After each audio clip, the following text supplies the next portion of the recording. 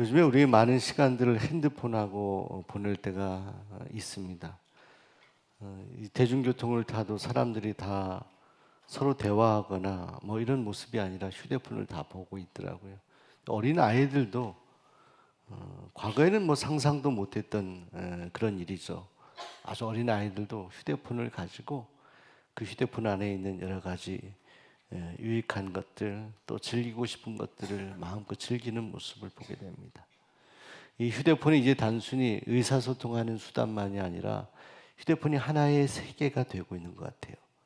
대화의 상대가 되기도 하고, 또 내 마음을 위로하고 또 달래주는 그런 하나의 방법이 되기도 합니다. 근데 어떤 분이 핸드폰과 기도에 대해서 비교하며 기도가 휴대폰보다 우월하다 이런 이야기를 하면서 한 8가지인가를 정리했는데 그중에 한 4가지가 제 마음에 와닿더라고요. 기도가 핸드폰보다 우월한 이유. 첫 번째, 핸드폰은 잘해봐야 한 달에 200분 혹은 300분 무료 통화지만 기도는 한 번 가입하면 평생 돈 내야 된다? 평생 무료입니다. 여러분, 우리 옆에 계신 분들 무료로 기도합시다. 예. 예. 여러분, 기도할 때 여러분들에게 기도에 새벽에 나오시는데 여러분들 이 가입비를 받거나 이런 거 없습니다. 하나님께 예물은 드리지만 평생 우리가 하나님께만 오면 기도할 수가 있어요. 여러분, 휴대폰보다 기도가 우월한 또 하나의 이유는 저는 이건 참 멋진 표현이라고 생각하는데, 핸드폰의 사용 내역은 통신 회사에 남지만 기도의 사용 내역은 하늘나라 책에 남습니다. 멋지죠, 여러분? 기도는 사라지지 않습니다. 제 친구 목사님, 신학교 동기 목사님 서울에서 목회하는데 뭐 청년부가 뭐 수백 명 부흥하고 그랬더라고요. 선교사 사역하다가 지금 목회를 하는데 책을 써냈는데 책 제목이 기도는 사라지지 않는다. 여러분, 기도는 결코 사라지지 않습니다. 기도에서 결코 손해보는 일이 없습니다. 우리가 어떤 일을 만나도 기도하면 기도는 핸드폰과 비교할 수 없을 만큼 놀랍고 귀한 그런 은혜를 받는 수단과 선물이 되는 것입니다. 셋째는 세 번째는 좀 특별한데, 핸드폰은 걸 때 상대방이 받지 않으면 쓸데없는 상상을 하지만, 그렇잖아요. 왜 안 받지? 이런 생각도 하고 고민도 하는데, 그런데 기도는 기도할 때 당장 침묵, 하나님이 응답하시지 않아도 주님이 반드시 접수하십니다. 이 세 번째. 마지막으로, 핸드폰은 부재 중일 때 받는 사람이 없지만 기도는 하나님께서 항상 받으십니다. 항상 받으셔도 답변하지 않으실 때가 있긴 하죠. 여러분, 핸드폰을 사랑하시겠어요? 기도하시겠어요? 여러분, 만약에 여러분이 휴대폰을 정말 많이 사용하고 보고 자기 전에도 핸드폰 달고 사시는 분 계실 수 있잖아요. 그 시간을 한번 적어보세요, 하루에. 내가 휴대폰하고 같이 대화하고 사용하는 시간이 얼마나 되는지 한번 적어보세요. 그리고 한번 생각해 보세요. 오늘 제가 이렇게 설교하니 그 시간을 만약 기도의 시간으로 사용한다면 얼마나 하나님이 기뻐하실까? 우리가 그렇게 기도하고 있는가? 달리 말하면 우리가 이 휴대폰을 통해 세상에 관심하고 사람에게 관심하는 것만큼 그 이상 하나님께 마음을 드리고 있는가? 정직하게 한번 물어보자고요. 이건 저를 향한 하나님의 말씀이기도 합니다. 하나님께 기도하는 것, 이것보다 소중한 일은 없습니다. 오늘 본문에 바로 이 시편 기자가 정말 기도의 사람 다윗의 고백인 것입니다. 다윗이 오늘 말씀 1절에서 뭐라고 말하느냐. 여러분, 설교 중에 우리 도중민 성도님이 아기를 안고 나가는데 저 눈에 들어와요. 애기 안고 이렇게 기도하는 그 부모의 마음이 얼마나 귀한 겁니까? 네? 그 애기들이 다 잘 되는 거예요. 오늘 이렇게 선우가 온 것 같아요. 선우. 얼마나 축복입니까, 여러분? 얼마나. 선우 맞죠? 네. 저 교회학교 아이들 이름 다 알아요. 저는 너무 사랑하니까 제가. 오늘 시편 기자가 말하는 겁니다. 하나님이여 내 마음을 정하여 싸우니.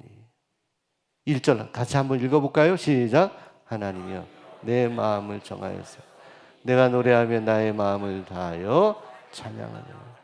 마음을 정하여 싸우니. 정하자. 일단 이렇게 다윗이 고백했으니까 우리도 한번 따라해 볼게요. 카피해 볼게요. 복사해 볼게요. 우리 곁에 계신 분들에게 마음을 정해 봅시다. 마음을 정해 봅시다. 정해 봅시다. 뭘 정하죠? 뭘 정하죠? 무언가 모르지만 우리가 예배할 때, 하나님 말씀 볼 때, 기도할 때 뭔가 우리 마음에 정하도록 하시는 것이 있을 때 흘러보내면 안 돼요. 그걸 딱 붙잡아야 돼요. 다윗은 정했대요. 근데 그것을 정하고 나서 이 다윗의 심령 안에 놀라운 역사가 일어나기 시작하는데 이 다윗의 마음속에 찬양이 나오기 시작하는 거예요. 그래서 내가 노래하며 나의 마음을 다하여 찬양하리로다. 나의 마음을 다하여 찬양하리로다. 그냥 콧노래가 아니라 내 마음 깊은 곳에서부터 하나님을 찬양하겠다. 무언가 정해졌는데 하나님 앞에 내가 무언가 결단했는데 내 마음속에 끓어오르는 무언가 생겨서 하나님을 찬양하게 되었다. 내 마음을 다해 찬양. 여러분 우리가 어떤 일을 신앙적인 결단을 하고 하나님이 우리 마음에 감동하시는 것을 결단하면 마음에 기쁨이 옵니다. 오늘 정영수 성도님 오늘 이렇게 잘 마치고 우리 교회 등록하시게 되면 감사합니다. 길을 가시다가 우리 교회 들어오고 싶은 마음이 생겨서 마음을 정하신 거예요. 들어가기로. 낯선 곳에 들어오셨어요. 정영 성도님을 향한 하나님의 은혜가 얼마나 큰 거예요. 전도회도 안 들어오고 예수 믿으라고 이렇게 소리쳐도 못 오는 많은 영혼들 가운데 하나님이 그 마음을 정하도록 인도하셔서 함께 찬양하고 함께 하나님을 노래하고 있지 않아요, 여러분? 다윗이 마음을 정하고 나서 하나님을 찬양하는데 마음을 다해 찬양하는데 사실은 이 시편의 마지막 13절 결론은 이렇게 찬양하며 하나님을 생각하는 다윗은 마음속에 그가 치렀던 많은 전쟁들, 그를 힘들게 하고 공격하는 대적들을 반드시 하나님이 꺾어주실 것이라는 믿음을 가지고 이 시편을 쓰고 고백하고 있는 것을 알게 됩니다. 오늘 13절 말씀 한번 읽어볼까요? 13절에 다윗이 어떻게 고백하고 있는 13절 시작. 하나님이여 내 13절 시작. 우리가 하나님을 의지하고 용감히 행하리니 그는 우리의 대적들을 밟으실 자이니. 여러분의 대적을 밟으시기 바랍니다. 대적은 뭐예요? 사단이에요. 하나님께 예배하지 못하게 하고 하나님께 가까이 가지 못하게 하고 하나님께 마음을 정해 7일이라도 기도하려고 하는데 우리 마음을 회방하는 것이 사단이에요. 이것이 대적이에요. 칼을 들고 창을 들고 우리를 공격하는 과거의 전쟁의 군사들이 대적이 아니라 영적으로 보면 지금 이 시대에 우리의 발목을 붙잡는 것이 대적이에요. 교만하게 하는 것이 대적이에요. 하나님보다 나를 자랑하게 하는 것이 대적이라는 거예요. 그래서 더 이상 기도할 필요가 없지 않느냐라고 내 스스로 안에서부터 생각나게 하는 것이 그것이 우리의 대적이에요. 그래서 기도는 하나님과의 귀한 묵상이고 사귐이기도 하지만 기도는 또 다른 측면에서 이거는 전쟁이에요. 전 세계에 얼마나 많은 곳에서 피 흘리며 전쟁하고 있습니까? 근데 성경은 말씀하는 거예요. 대포 쏘고 비행기 날아다니고 총을 겨누는 전쟁만이 아니라 우리가 죽을 때까지 이 전쟁을 해야 된다. 이 전쟁에서 이겨야 된다. 피 흘리기까지 싸우라는 피 흘리기. 하나님 앞에 나와 기도하고 예배하는 것이 피 흘리기까지 어려운 일일 수 있겠다는 거예요. 왜냐하면 내버려 두지 않기 때문에 그래요. 하나님 앞에 마음을 정하지 못하도록 우리 마음을 계속해서 붙들어가는 세력이 있기 때문에 그런 거예요.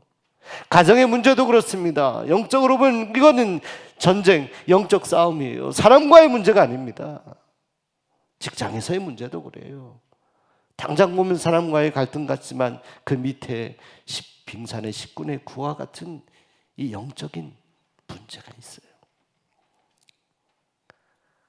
자, 이때 내 마음을 정하여 내가 내 마음을 다하여 하나님을 찬양하겠노라고 했던 다윗이 곧 이어서 2절에 이렇게 고백합니다. 2절 함께 읽어볼게요. 시작.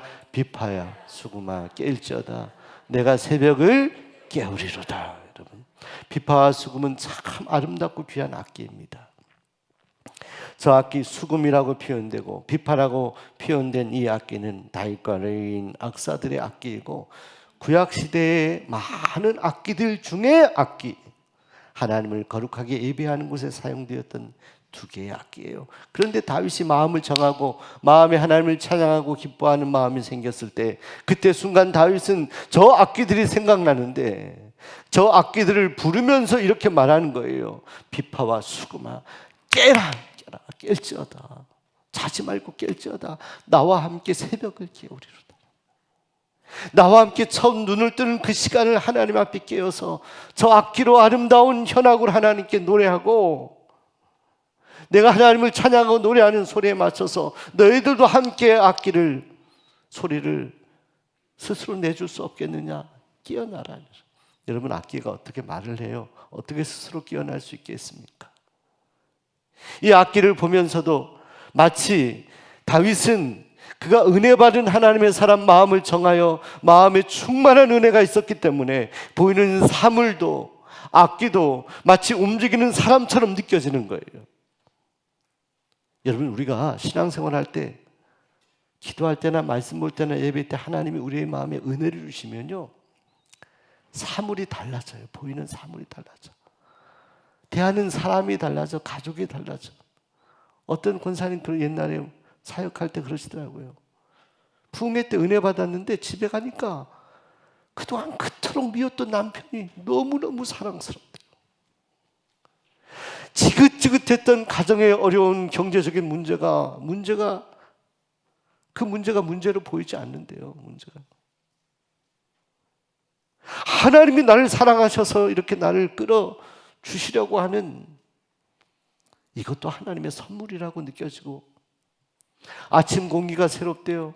호흡하는 매일 아침 공기, 이 도시니까 혼탁한 공기일 것 같은데도 하나님 이렇게 맑은 공기 주시니 감사합니다. 날아가는 새를 보면서도 너무나 기쁘고요. 꽃을 보면서도 즐거움이 나오고요. 주변의 모든 사물들이 움직이는 하나님의 작품들로 느껴지고 하나님의 손길 안에 움직여가는 피조물들로 느껴지니까 자신의 마음이 완전히 달라진 그 간증을 하더라고요. 다윗이 그런 마음인 거예요. 다윗이 비파와 수금아 깰지어다 새벽에 깨서 나와 함께 찬양하자. 여기에 이 비파와 수금은 사실은 어쩌면 거룩한 성도를 비유한다라고도 생각이 듭니다. 내가 하나님을 섬기고 내 마음을 하나님께 정하고 나니까 너무나 기쁘고 찬양이 흘러나오는데 주변에 있는 이 비파와 수금같이 거룩하게 인침받은 하나님의 백성들아 함께 눈을 떠 첫 아침을 맞이할 때 새벽에 하나님을 노래하면 좋겠다. 같이 찬양하자. 이런 다윗의 마음이 아닐까라는 생각을 하게 되는 거예요. 이번에 붕괴할 때 한 목사님이 저 종을 언급하는데 여러분 저 3층에 달린 종을 한번 보세요. 한번 보세요. 여기. 저 종이 있습니다. 예, 됐습니다. 우리 3층에 종이 있는데 저 종이요. 아마도 1950년대 그때 이게부터 밖에 매달아 두었던 종탑에 두었던 종으로 추정이 됩니다. 그 전일 수도 있고요. 정확히는 몰라요. 근데 우리 수원 종로교회가 계속해서 밖에 종탑에 메었던 종이에요. 그래서 여러분 우리 비전관 공사할 때요. 이 마당을 팔 때 포크레인이 와서 어마어마하게 이렇게 파지 않습니까? 그런데 이쪽의 귀등, 바로 지금 가리키고 있는 이 방향, 이쪽에 밑에 비종관 한 구석을 파는데 거기가 땅땅한 콘크리트가 나오는데 이게 뭐 파도 엄청나게 단단하게 굳어 있는 거예요. 이 뭐지? 여러분, 그것이 여러분들 과거 사진을 보면 종탑이 여기 있었어요. 그때 그 종탑을 밑에 받치고 있던 콘크리트예요. 그 오래전의 콘크리트인데 마치 한 일주일 전에 그것을 콘크리트를 생성한 것 같이 아주 생생하더라고요. 단단하게 종탑을 붙잡고 있었고 그 종에서 아름다운 소리, 종소리가 울려 퍼졌어요. 그래서 당시에 우리 교회를 수원 종로에 있기 때문에 종로교회이기도 하지만 우리 교회의 종의 소리가 너무나 아름다웠대요. 이 소리보다 더 저 소리를 들려드려야 되는데 여러분 아시잖아요, 소리. 이 종소리가 이 주변에 울려 퍼졌다는 거예요. 그런데 여러분, 이 종소리가 가장 처음 울려 퍼진 때가 언제나 새벽. 새벽에 이 종소리 듣고 성도들이 잠에서 깨는 거예요.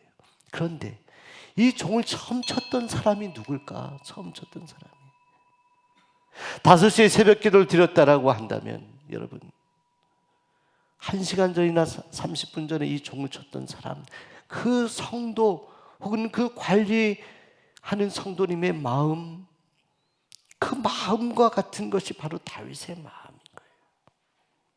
정성껏 깜깜한 아침의 새벽에 먼저 주님 앞에 나와 기도하고 종을 치면서 종아, 내가 이 새벽을 지금 어둠을 이 소리가 너가 이 주변에 있는 많은 영혼들을 깨우는 것처럼 나는 기쁨으로 이 새벽을 깨워 하나님 앞에 기도하길 원한다고 하면서 종을 쳤던 사람의 마음처럼 다윗은 비파와 수금을 깨우고 있고 비파와 수금과 같은 하나님의 백성들을 깨워 새벽에 기도하자고 간곡하게 호소하고 있는 것입니다.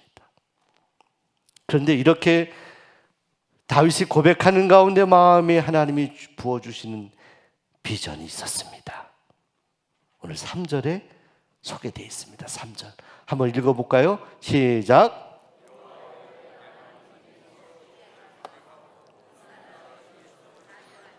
내가 만민 중에서 주께 감사하고 문나라 중에서 주를 찬양하오리니.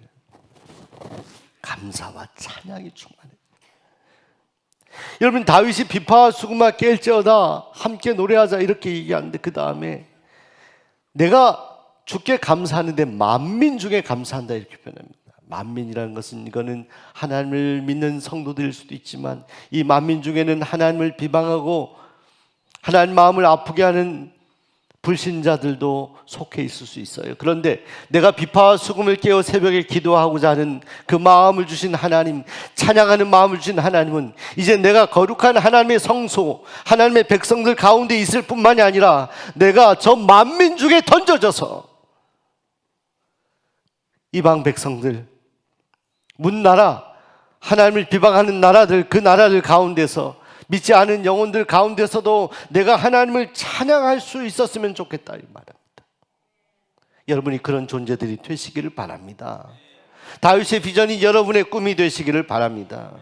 나를 구원하신 그 하나님, 다윗은 너무나 하나님이 감사하고 찬양하고 싶은 그 하나님이 나 혼자만이 아니라 비파와 수금아 깨라 같이 찬양하자.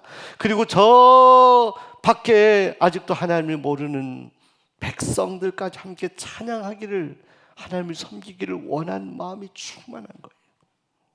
그건 그런 거예요. 여러분, 좋은 사람을 경험하게 됐을 때, 좋은 친구가 있거나 좋은 사람이 있을 때 다른 사람도 그 사람을 알기를 원하는 마음과 같아요. 여러분 맛있는 거 드셨을 때 어떠신가요? 맛있는 거. 아까 우리 도중민 성도님이 우리 예진이 데리고, 예진이가 좀 울려고 하니까 얼른 데리고 나가 영화 보러 갔는데, 우리 이정 집사님이 되게 계신 이정 집사님, 맛있는 거 있으면 어떻게 돼요? 그것을 우리 자녀들이 있으면 주고 싶어요? 나만 먹고 싶어요? 주고 싶잖아요. 여러분, 주고 싶잖아요. 여러분, 내가 경험한 하나님이 너무나 좋아. 기도할 때 함께 하시고 마음을 위로해 주시고 하나님 나 옆에 계시니까 너무 좋아하거든요. 그 좋으신 하나님, 그 좋으신 하나님이 그것을 모르고 살아가는 영혼들이 경험하면 좋겠다. 매일같이 한 가정에서 남편, 아내로 부부로 살아가고 자녀로 살아가고 있는데 내가 이토록 좋아하는 하나님을 그 영혼들이 모르고 살아가니까 내 마음이 너무너무 아픈 거죠. 여러분, 하나님은 어찌하면 좋겠습니까? 하나님, 내가 만민 중에서 하나님을 찬양하고 싶다는 거예요. 여러분, 그 하나님은 어떤 분이시냐? 찬양의 그 대상의 하나님은 오늘 4절에 이런 하나님이시기 때문에 함께 우리 읽으며 고백할게요. 주의 시작. 주의 인자하심이 하늘보다 높으시며 주의 진실은 궁창에까지 이르나이다. 주의 인자하심 때문에 여러분, 하나님은 살아계십니다. 하나님은 역사하십니다. 하나님 기적 같은 은혜도 주십니다. 그러나 다윗이 고백하는 하나님은요, 살아계시고 기적을 일으키시고 전쟁에서 승리하게 하시고 골리앗을 물리치시고 사면초가 되어서 다 사울에게 쫓김을 당할 때 굴 속에서 이렇게 죽는 건가 했을 때도 보호하시는 놀라운 하나님입니다. 근데 그 능력의 하나님보다 다윗의 마음속에는 그 하나님의 인자하심, 능력을 행하시고 기적을 행하시는 그 하나님의 마음의 중심이 얼마나 다윗을 향해 인자하신 것인지. 하나님 따뜻한 분이에요, 여러분. 하나님 따뜻하신 분이에요. 그걸 다윗이 느꼈거든요. 그러니까 마음을 정하는, 하나님 말씀하시면 예 하고 정하는 거예요. 그리고 그 하나님이 내 안에서뿐만이 아니라 누군가에게 같이 고백되고 만민 중에 찬양되고 문나라 가운데 하나님이 높여지기를 원했던 이런 다윗을 하나님이 사랑하시지 않았겠습니까, 여러분? 그러니까 그토록 하나님이 다윗을 끝까지 붙잡아 주시고, 그가 죄악 가운데 있었지만 회개할 때 그의 회개를 받아주시고, 신약 시대에도 다윗 하잖아요. 하나님이 이런 다윗이기 때문에 여러분, 새벽을 깨워 하나님 찬양하고 기도하시기 바랍니다. 이번 7일이 우리에게 주신 하나님의 기회예요. 이거는 매일마다 와서 새벽 기도하는 성도님들 계시지만, 그러나 하나님은 긍휼의 하나님이셔서 그렇게 하지 못하는 성도들에게도 이런 은혜를 주세요. 짧은 기간이지만 하나님께 마음을 드리고 새벽을 깨우는 성도들에게 반드시 은혜를 주십니다. 저는 그걸 경험했어요. 제 목회의 길을 처음 여신 것도 새벽 기도. 제가 대학원 마치고 아무 데도 갈 데가 없어요. 당시에는요. 지금은 교회 어디 이렇게 생겨 판자집 같은 그런 사택이라도 과거에는요 그런 데도 없었어요. 지금은 그런 데 잘 안 가더라고요. 지금 사역자들이. 대학원 마치고 목회를 나가려고 하는데 갈 데도 없고, 그때 하나님께 새벽에 기도해서 작성하고, 근데 기도하는데 하나님께서 탁 길을 여셔서 시골의 목회 그 교회에 제가 전도사로 부임하게 됐어요. 그리고 결혼을 해야 되는데 우리 아내의 가정이 반대한 불신의 가정이었는데 반대하고 하는데 제가 할 수 있는 방법이 없었어요. 설득할 방법이 없었어요. 가난했고 아버님은 아프고. 그때 한 게 뭐예요? 새벽에 하나님께 기도하는 거예요. 그 시골에 25평 된 공장 건물 개조한 그 교회 강단에서 하나님 앞에 엎드려 눈물로 기도했어요. 하나님이 다 마음을 설득하셔서 그해 10월 달에 결혼하도록 축복하시고 지금 아이들 낳고 잘 살고 있잖아요.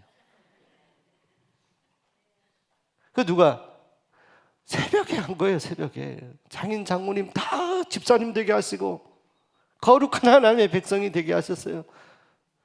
새벽을 깨워 기도하니까 하나님이 들어주시더라고요. 새벽에 일어나기 힘들어도 하나님 앞에 필사적으로 일어나 기도했더니 하나님이 들으시더라고요. 부목사 사역을 하면서 다 포기하고 가정 환경 포기했던 공부를 하나님이 하라고 마음에 감동을 주셨던 것도 새벽 기도 때예요. 추울 때 새벽에 불꽃교회 그 새벽에 기도하는데 마음에 하나님 그 마음을 주셨어요. 그렇게 모든 일들을 이루었잖아요. 제가 수원 종로교회 부임할 때 저는 이 교회 지원하라고 생각하지 않았습니다. 처음에 마지막 마감하는 날 그때 새벽에 기도하는데 하나님의 말씀, 문을 두드리라 하시네. 구하라 그러면 찾을 것이요, 두드리라 그러면 열릴 것이요. 이 말씀 마태복음 7장 7절의 말씀을 주시는, 너 두드리지 않고 어떻게 내 뜻을 알겠냐? 너가 생각하지 말고 예측하지 말고 두드려라. 제가 새벽에 응답받아서 그날 지원한 거예요. 새벽에. 제 인생의 모든 중요한 순간들 하나님이 도왔던 때는 바로 이 새벽이라는 거예요. 제가 목회하면서 제 신앙 양심으로 어떻게 이 새벽을 강조하지 않을 수 있어요? 성도들이 핍절하고 힘들고 문제가 여전히 쌓여 있는데 담임 목사가 어떻게 새벽을 강조하지 않을 수 있어요? 새벽에 그냥 편안하게 자라고 할 수가 있겠습니까? 제가 어떻게 해요? 제가 새벽에 하나님을 만났고 제가 문제가 있었던 것을 새벽에 응답받았는데 어떻게 제가 양심적으로 여러분들에게 편안하게 새벽에 자라고 그렇게 말할 수 있겠어요? 전 못해요. 여러분 문제가 있고 힘들어하고 마음이 우울하고 답답한 성도님들, 하나님께 나와 새벽을 깨우시기 바랍니다. 마음을 들이세요. 여전히 산적한 문제들이 있는데도 불구하고 때가 되면 하나님이 해결하시겠지라고 말을 할 수는 있겠죠. 그러나 성경은 말씀하잖아요. 다윗이 얼마나 기도했습니까? 바울이 얼마나 기도했습니까? 여러분, 항상 기뻐하라, 쉬지 말고 기도하라. 아무것도 염려하지 말고 오직 모든 일에 기도와 간구로 너희 구할 것을 감사함으로 하나님께 아뢰라. 그러면 지각에 뛰어나신 하나님의 평강이 너희 마음과 생각을 지키시리라. 네? 바울이 감옥 안에서도 기도한, 이것이 다윗의 마음입니다. 안 한 걸 해보는 거예요. 우리가 하나님이 어떻게 하시나 보는 거예요. 신앙생활의 재미는요, 기도하지 않고 말씀 보지 않고 몰라요. 해봐야 하나님이 응답하는 걸 경험하지, 해보지도 않은데 어떻게 하나님을 경험하냐고요. 하나님이 그렇게 형이사학적인 하나님이 아니라 하나님 인격적인 하나님, 말씀하시면 들으시고 응답하시고 때로는 작게도 말씀하시고 때로는 크게도 책망하시는 하나님, 그걸 경험하며 살아야 신앙생활이지. 하나님이 목석입니까? 하나님이 세우는 그냥 사물입니까? 하나님은 따뜻하고 인자하신 하나님, 자비하신 하나님, 그 하나님을 끌어서 내 안에, 내 가슴 속에 대화할 수 있는 하나님으로 초청하는 것이 기도예요. 여러분, 우리 교회 역사관이 있는데 역사관 이번에 계속해서 방문자들이 10월 달만 해도 우리 왕영실 군사님 바빠요. 매일 보고 이분들 방문합니다. 어저께인가는 오전에 2팀이 방문하고 가셨어요. 제가 가만히 생각해서, 하나님, 제가 처음 역사관 할 때 그런 기대까지는 하지 않았습니다. 수원의 첫 번째 교회고 비전관 건축할 때 또 역사책 쓸 때 몰아서 이거는 한번 정리해야 되겠다 해서 힘들지만 부목사님, 우리 장로님들 같이 만들었는데 사람들이 이렇게 방문하고 계속 방문, 제가 가만히 기도했는데 그저께 저녁에 해답을 주시더라고요. 제 마음에, 강 목사야, 역사관의 자리에서 뭐 했지? 물으시다. 지금 역사관의 자리가 우리 교회 새벽 기도의 자리예요. 맞죠? 제가 처음 부임하기 전에 새벽에 왔을 때 안희선 목사님 설교하실 때 그 뒤에 자리에 앉아서 새벽에 바로 지금 역사관에서 함께 기도했어요. 새벽에 눈물 흘리며 기도했던 평생의 자리가 지금 역사관의 자리가 역사관이 된 거예요. 사람들이 올 수밖에 없는 것은 그동안 그 자리에서 얼마나 많이 기도했냐고요. 우리 교회가 새벽 기도의 응답이에요. 이건 우리 주님도 새벽 미명에 기도하셨답니다. 내일 첫 시간, 새벽 시간 그 말씀을 나누려고 해요. 전도 사역하기 전에 기도. 자, 미국의 메이저리그에 과거에 빌리 선데이라고 하는 사람이 있었습니다. 이는 도루로 굉장히 유명한 사람이었는데 그가 술에 방탕하고 돈도 많고 유명했지만 그가 허랑방탕한 삶을 살아가는 어느 날 그가 1886년 주일날 해리 멀로라고 하는 사람이 인도하는 시카고 어느 집회에 참석했다가 은혜를 받았습니다. 예수님 영접해서 야구를 다 글러브를 놓고 다 방망이를 놓고 선교 사역을 하기 위해서 주님께 마음을 드리고 결단하게 되었는데 그 과정에서 어떤 한 신앙인이 그에게 격려해 주었다고 합니다. 조언을 해 줬는데 당신 이렇게 하면 하나님이 끝까지 함께 하실 것이요, 당신 하루에 15분 동안 하나님께서 말씀하시는 것에 먼저 귀를 기울이십시오.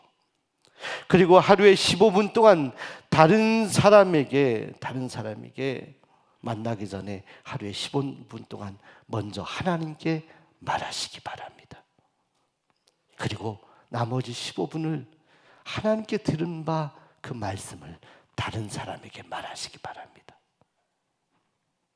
하루에 15번 하나님 말씀 듣고 귀를 기울이고, 하루에 15번 하나님께 말하는 것은 뭐예요? 기도하라는 거예요.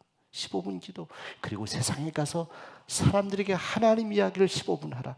이것을 철저하게 지켜나갔는데 이 빌리 선데이 이 야구 선수의 가슴 가운데 성령이 불타기 시작합니다. 그를 통하여 놀라운 구원의 역사가 이루어지게 됩니다. 하루에 첫 시간을 하나님 앞에 15분을 바치기 시작하면서 해결받지 못했던 문제를 해결받고 하나님의 거룩한 쓰임을 받았던 빌리 선데이. 자, 오늘 우리의 믿음의 선진들 다윗의 고백, 내가 새벽을 깨우리로다. 자, 비파와 수금아 깰지어다라고 하는 명령이 오늘 우리가 비파와 수금이 되어서 그 말씀을 들으시길 바라고 새벽에 나와 깨어 기도하여 하나님의 마음을 감동하고 하나님께 응답하는 믿음의 사람들이 되시기를 소원하고 축복합니다. 기도하겠습니다. 하나님,